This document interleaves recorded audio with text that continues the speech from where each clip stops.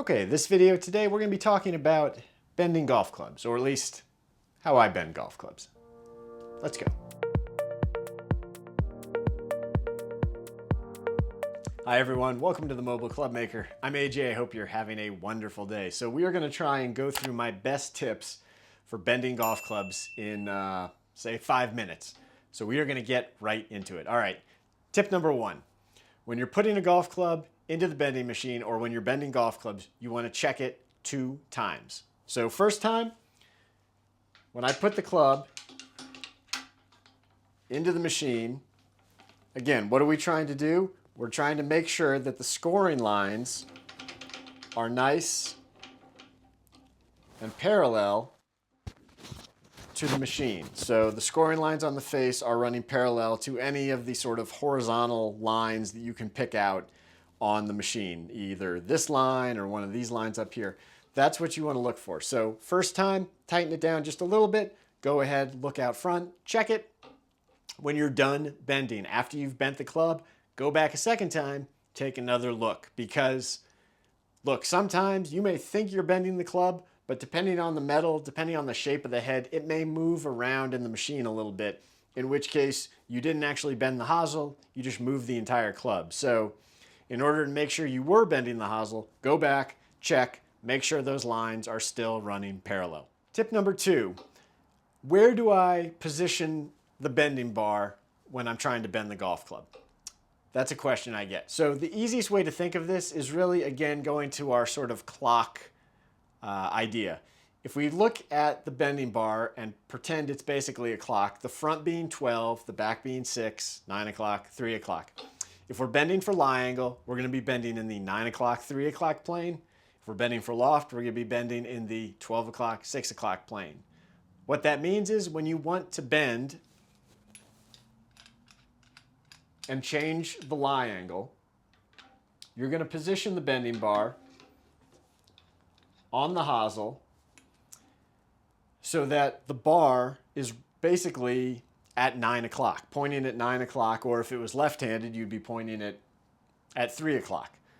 Likewise, if we are bending for loft, well, then you're going to want the bar pointing in this 12 o'clock, 6 o'clock orientation. Obviously, you could bend it like this, or if you wanted to, you could swing it around. I have to flip this over like this, but you could also bend it going back this way. But again, we're still in the same 12 o'clock, 6 o'clock plane. So this is how, when you're getting ready to bend, this is how you want the arm positioned. And then from here, you're just going to either be going straight up or straight down, depending on whether you're trying to increase or decrease that angle. Same thing if we're over here. For lie angle, we get this positioned running 90-degree angle right here at 9 o'clock, and then straight up or straight down, depending if we're trying to increase the lie or decrease the lie. Okay, tip number 3. This is probably my best tip. So say you've got a golf club that you need to adjust both the lie and the loft. Say 2 degrees upright and 2 degrees stronger in loft. Now you could go bend it 2 degrees in lie, come around the front, bend it 2 degrees in loft, check it. Oh, that wasn't quite right. Bend it again, 2 degrees. Back and forth, back and forth. You can do that. But I think it's always better if you can do it in fewer bends. There's less chance you're going to damage anything, and it's just faster. So if I know I'm bending in 2 different planes, this way and this way, why not split the difference?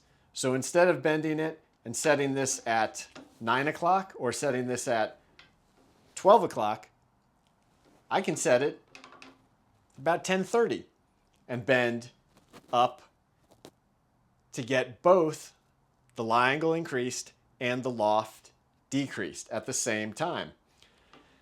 Now, yes, even if you do this, you may still have to go. You're going to have to check it. And you may find, well, in some cases, well, I didn't do it enough in either, or I did it too much in both. Or maybe you find that, well, I got the loft where I needed to be, but the lie is still a little off, in which case you can swing it around, back to the 9 o'clock, bend it again. But if you practice this and you do this regularly, I think you'll find that you can get good enough where you basically feel where it is and how much the club has moved, and you can cut the number of bends you have to do per club, maybe not quite in half, but close to that, because instead of having to bend independently, you're bending both at the same time. So, okay, next tip, the best technique for bending the club. Now, I've seen different people do this different ways. I've seen some people do sort of this kind of bouncing method where they kind of bounce it to get it where it needs to go. I don't like that. I don't recommend it. I've seen some people just kind of get up there and just strong man it, just jerk it real fast, real hard, hoping to get it to move. That's going to be your best chance of damaging or breaking something. So I don't like that method.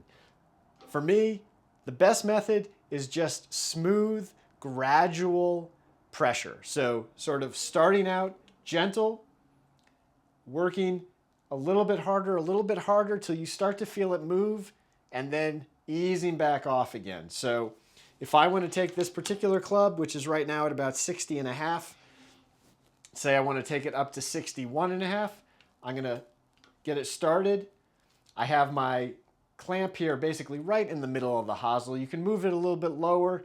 The lower you can get it is probably always better, but in some cases you're not going to be able to get as much movement lower down on the hosel, so you have to sort of inch up or millimeter up as it goes to just try and find a spot that will give you some bend. So we're going to set this here, and then again, I'm going to try and bend this 1 degree more upright. So I'm just going to sort of ease into it and then apply a little more pressure until I start to feel it bend, and then ease off it. Take a look. What did I get? Well, that took it to, well, that didn't actually do much of anything. So if I go a little bit harder, again, ease into it, ease out of it, and there now I've moved it to 61.5.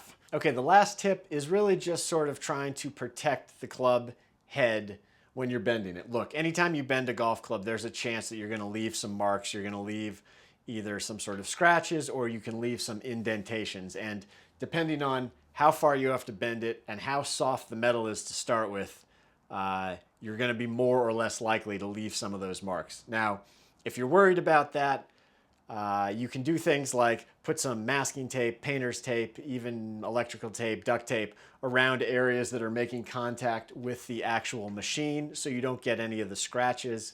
That's going to be more of a concern when you're dealing with things that aren't just chrome finished, things that have a dark finish or a copper or a blue finish. If you're worried about those getting scratched, I would say definitely get some of that tape. As far as the hosel goes, again, if you're worried about the finish, you can tape it. The bigger issue with the hosel is always where you can possibly get little indentations from the bending bar. Now, tape is not going to help you with that. The things that will help you with that are if you can get some of these little pieces of brass, little sheets of brass that you can wrap around the hosel and then put the bending bar around this. This definitely evens out the force a little bit more and reduces the chance of leaving any of those kinds of marks. Or if you want to go something a little more substantial, you can get a bending bar like this that has actually brass grippers up here at the top, and it's adjustable. Between those two things, this becomes a very good tool when you are working with soft hoseled iron heads, because it is much less likely to do any damage. Okay, look, last thing I'll say, even with all the preparation, all the precautions with tape and the brass and everything, look, certain clubs, certain softer metals are going to be more prone to scratches or marks or things like that. So you just have to, kind of accept that. If you are dealing with golf clubs that are very soft and are probably going to need more frequent adjustments in the loft and the lie because of that, those are also going to be clubs that are going to be harder to keep in pristine condition when they're being bent. Look, some clubs, you can put them in the machine, wrench on them all you want, and you won't notice any difference. They don't have any sort of effect from that. But in some cases, you're going to run into clubs that are much softer, and they're going to show marks. They're going to show little different indentations, things like that. The best you can do is really just try and minimize those marks, minimize any sort of damage, and definitely try and minimize it in the areas where you're going to obviously see it when you're looking down at the club. So the face, the top line, and that hosel. Those are the places you really want to try and make sure you don't leave any big obvious marks. Hey, I hope you enjoyed this video. If you did, please go down below, like, comment, subscribe, Hit the bell icon so you'll be alerted when I post new videos. And we will see you next time. Bye.